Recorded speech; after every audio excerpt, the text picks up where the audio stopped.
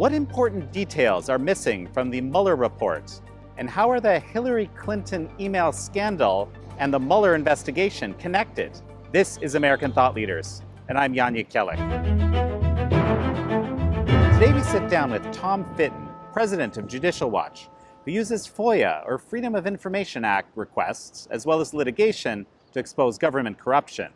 We discuss, among other things, how President Trump's granting of declassification powers to Attorney General William Barr is a, quote, historic move, but one that doesn't mean necessarily that a trove of new public information is forthcoming.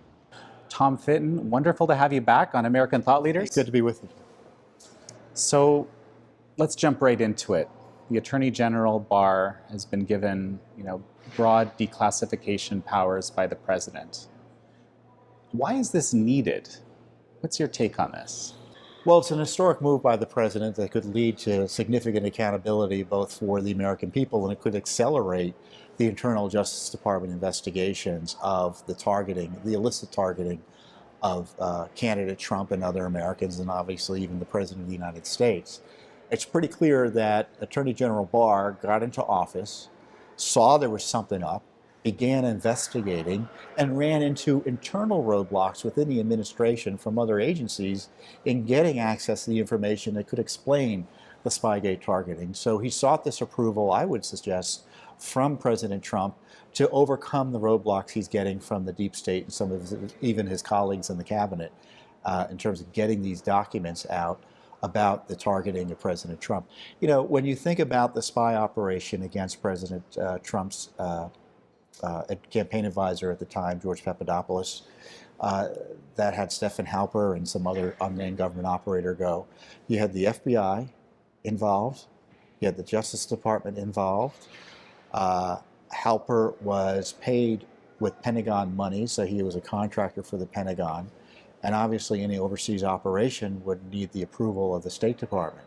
So you had at least 4 agencies, I would suggest, involved, maybe 5 if the CIA was involved, in targeting this one man working associated with the Trump team for one spy operation.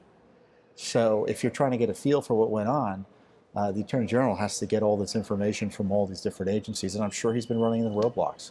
Hence the historic declassification order. So now the Attorney General has these powers. Why should we be expecting something soon? Why haven't we seen anything yet? We'll see. We'll be asking. We're asking for documents that would be subject to declassification. So hopefully we'll get a signal that he's taking a new tack here. Just because they're declassified doesn't mean the American people will see them, because they could be subject to secrecy under criminal investigation exemptions. Okay. Where, look, this is the middle investigation. It's related to that. You can't see them. We hope that won't be the case, but it could lead to significant transparency, or it could lead to just more of the same. Do you feel there's any danger of ongoing intelligence activities being endangered, as some are saying, by this declassification? No.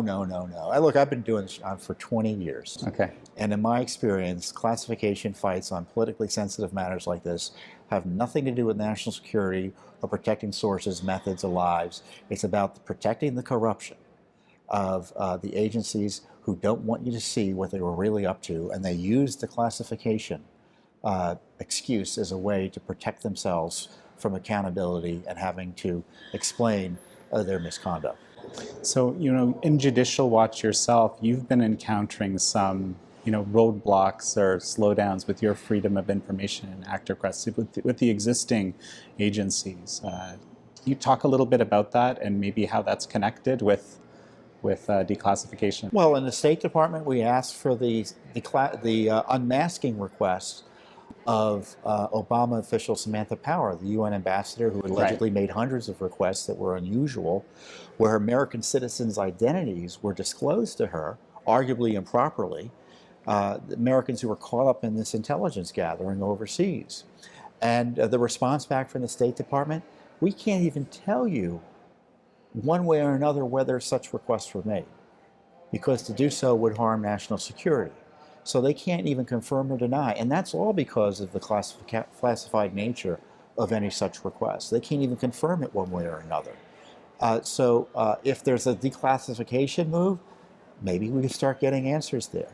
On the FISA warrants, only portions of the applications used to target President Trump were released. There are other portions that those who have seen them have said would be as scandalous as was already out there. Well, that's classified. We can't get it, and the court is going to let us get it until it's declassified. We've asked for the documents again with the hopes that they'll now be declassified. We'll see what happens. But the Attorney General needs to understand this is more than just prosecutions or administrative review. I'm not sure what he's doing one way or another. The American people need to be let in on the deep state secrets. So last time we talked, I think you said that that this is the biggest scandal in American history, bar none. And so let's talk about the Steele dossier for a second. You've said that Christopher Steele is actually a cutout. I remember you saying that. Who is he a cutout for? What is... Well, I don't remember that specifically, but Yeah. It sounds right. Christopher Steele was working for the DNC. He was working for the Democratic National Committee, the Clinton campaign, and as Judicial Watch disclosed, he was also being paid by the FBI in 2016 during the campaign, evidently for information on then-candidate Trump. So it was a joint operation. Now, Steele was also using Russia intel sources by their own admission to provide to the FBI and DOJ, who used that as a pretext to target Trump. So who was Steele working for? Was he still working for the British intelligence? He was a former spy? Was he really retired? And was he a cutout for the Russians who used him as a vehicle to try to disrupt our elections? It's just amazing to me that Robert Mueller is charged with investigating Russia attempts to influence our elections, and he ignores that one of the presidential campaigns was directly working with Russian intel to target President Trump. And in fact, he used that information, Mueller did, to investigate others targeted as a result of the dossier and the other garbage information that was being used to justify charges against Flynn and continued harassment of President Trump. You've actually mentioned also that there's a tight connection between this whole scandal and the Clinton email scandal. And that's not necessarily obvious to folks. People say, hey, why are you still talking about those Clinton emails? Well, it's pretty clear the targeting of Trump was designed to protect Hillary Clinton from the consequences of her email misconduct. And it wasn't just Hillary Clinton who had consequences. It would have been the Obama administration, the Obama White House, the State Department, the FBI, the DOJ, who were involved in that cover-up. Judicial Watch just uncovered through discovery in our big Clinton email case, discovery, we're gathering evidence. Right. The top FBI official managing her case admitted they found Clinton emails in the Obama White House Executive Office of the President. We just found new documents they had to disclose to us involuntarily. Again, this is court-ordered discovery, where the Obama White House was guiding the FOIA responses of the State Department, which lied about the existence of the Clinton emails. So you had Clinton emails hiding out over at the Obama White House that the FBI had to go and try to recover. And we also have the Obama White House involved in the cover-up directly of the Clinton email scandal. So you have all of that potential corruption and criminality potentially coming to the fore in the middle of the presidential campaign. What better way than to keep the focus off of that? Not only in 2016, but in 2017, once you had a new Justice Department, then create and manufacture this false, defamatory, and knowingly false allegation that Trump colluded with Russia. So the same Justice Department that was bending over backwards to target, to protect Hillary Clinton, was going full bore, the rules and the rule of law be danged, against Trump and his team. Unbelievable. No corruption scandal like it in American history, bar none. So, the Mueller report. Were there any stark omissions that you noticed from the research work that you've done in the Mueller report? Hillary Clinton's collusion with the Russians to target President Trump. I don't know how you could have an investigation into that issue without without that being discussed. The dossier. To the degree the dossier is mentioned directly, I think it's mentioned twice, the unverified dossier. So that is, the kind of the big dog that didn't bark. But bizarre, right? I mean, this was a central thing that allowed for the investigation in the first place. Mueller doesn't talk about the circumstances of his appointment. He doesn't talk about Comey stealing the FBI records of President Trump and then leaking them in order to get him appointed. Don't you think that would be part of the obstruction investigation? Mueller has been compromised. That whole special counsel operation, if you're talking about investigating investigators, I'm sure the Attorney General's probably hesitant to do this, but he needs to figure out how that Mueller operation got so off kilter. We kind of know because Judicial Watch just exposed that all those Democrats that were hired by Mueller, his number two, Andrew Weissman, was involved in the hiring process. And we've confirmed he's an anti-Trumper, supportive of that Sally Yates that I talked about, right, the Obama holdover, a Hillary Clinton activist. He went to Hillary Clinton's election night party in New York. Top-level DOJ official going to a political campaign election night party. Why was he anywhere near this investigation? He was doing the hirings. You want to know where all those angry Democrats came in? That's how they came in. So you feel Barr and the Justice Department and the people he's appointed are investigating these things that you're describing now? I would if I were he, but this is, we don't rely on the Attorney General to do it. We hope he does. We're hopeful he does. We hope to be pleasantly surprised. But Judicial Watch has 50 lawsuits, both into the Mueller investigation and the deep state targeting of President Trump. We're not going to rely on the Justice Department to do the right thing. We hope they do, but we're going to take independent action. In our experience, the Justice Department has obstructed our efforts, both on Hillary Clinton and the deep state scandals. The FBI has obstructed our efforts, State Department, and so we just got to keep on pushing for accountability because, Barr's going to have his own difficulties, and so we got to keep the pressure on. So prior to 2016, and I'm not even sure we know exactly how, but there were a bunch of private contractors that had access to some of this raw intel that was being gathered, and Admiral Rogers, ostensibly in 2016, cut that off. So the question that's been on a lot of people's minds is, how much was the creation of the Steele dossier not an attempt or an attempt to actually cover up or hide what was happening prior to this time? Well, I think one way to think about it is tying it to the unmasking requests, the unusual numbers of unmasking requests that allegedly took place at the end during the presidential campaign season. Right. And the issue with FBI contractors before then, those were folks who were involved in these special programs that presumably were accessing intelligence about Americans gathered, secretly. Right. And so that was being done improperly, according to reports. Right. Then you have senior level Obama officials requesting unmaskings directly of Americans caught up in intelligence gathering. Right. So Rogers is correcting the contractors, but the bosses are doing something inappropriate.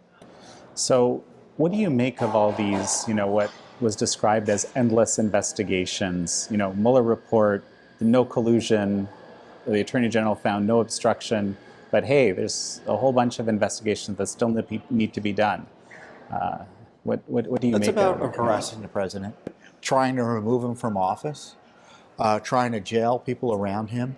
All bets are off in terms of the rule of law. You had the Democrats involved in the illicit targeting. They were partnering with the FBI and DOJ to do this against then candidate Trump. Remember, Barack Obama had an unusual role in the presidential election campaign to replace him.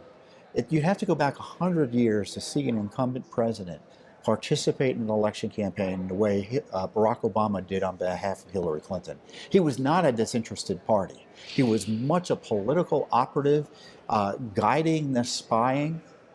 The White House wanted to know everything, the text message famously says. Right. Has Hillary Clinton's lawyers and the DNC's lawyers.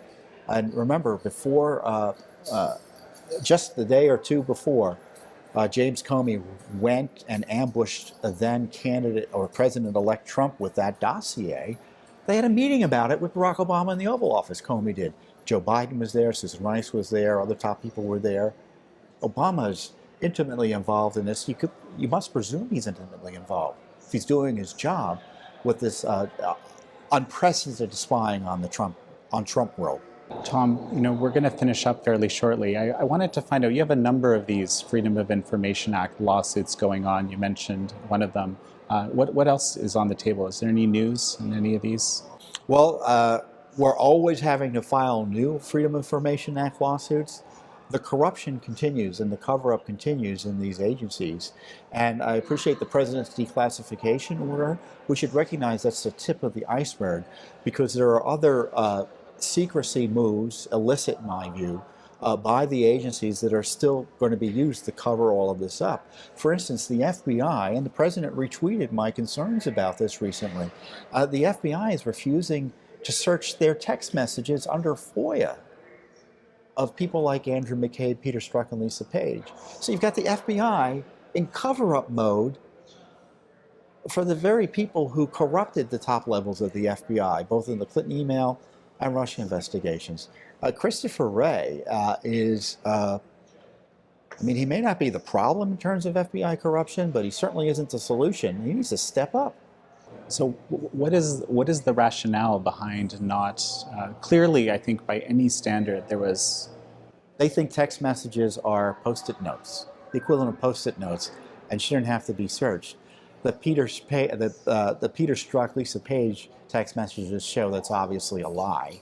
And they just don't want to search the records because they know what's in there. And we know what's in there about the Clinton email scandal and the targeting of Trump. Are they afraid the agency will collapse as a result of it? Isn't this just a matter of cleaning house? I think Wray sees this whole issue as an existential threat to the agency. And that's why he refuses to call spying, and is a stonewaller. He's clearly not cooperating with the Attorney General. Why would he be seeking declassification authority if Wray were helping him appropriately? So what do you think the next best steps are for President Trump and for the Attorney General? Broaden the transparency effort. The Attorney General should be looking to release this material publicly as opposed to just for internal and criminal review. The American people want to know what went on as soon as possible, and they've been unlawfully delayed from learning the truth about what their corrupt government's been up to. Tom Fitton, thank you. Hey, you're welcome.